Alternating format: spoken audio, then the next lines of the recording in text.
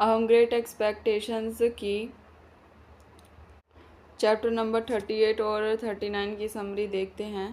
तो पिप एक great deal of time spend करता है स्टेला के साथ in the house of London hostess, जो होस्टेस का नाम होता है मिसिस ब्रैंडले।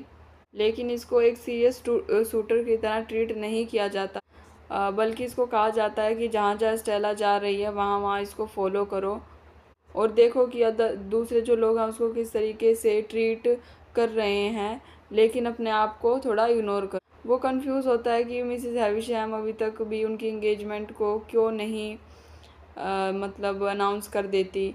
वो अभी तक बिलीव करता है कि मिस हैविशैम ही उसकी जो है सीक्रेट बेनिफैक्टर है।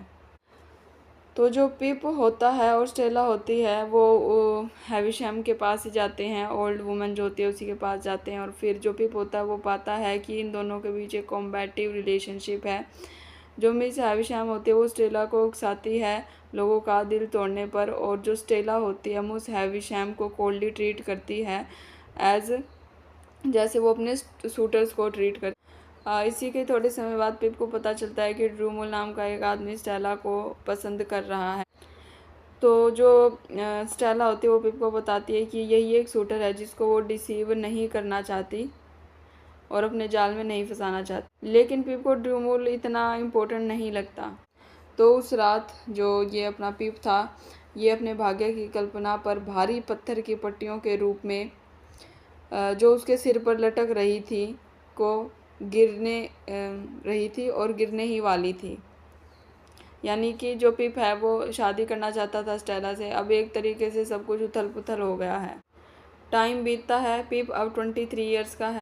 एक मिडनाइट में एक थंडर स्टॉर्म आता है और उसको किसी के फुटस्टेप्स की आवाज़ आती है जो कि मतलब उसके स्टेयर्स तक आ रही थी। एक ओल्ड सेलर होता है जो कि पिप के अपार्टमेंट में एंटर करता है। पिप उसको नर्वसली और हॉटली ट्रीट करता है, वो उसको रिकॉग्नाइज नहीं कर पाता। वो पिप का कॉन्विक्ट था, वही सेम मैन था जो कि उसे सीमेंट्री में मिला था, जिसने उसको डरा दिया था जब वो एक लिटिल बॉय था।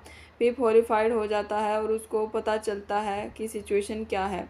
वो बताता है कि जो कॉन्विक्ट था वो ऑस्ट्रेलिया चला गया था, जहाँ पर उसने शीप रैंचिंग का काम किया था और बहुत ज़्यादा फॉर्चून कमाया था। वो पिप की काइंडनेस से बहुत ज़्यादा खुश था, तो उसने वेल्थ इकट्ठी करी ताकि पिप को एक जेंटलमैन बना सके।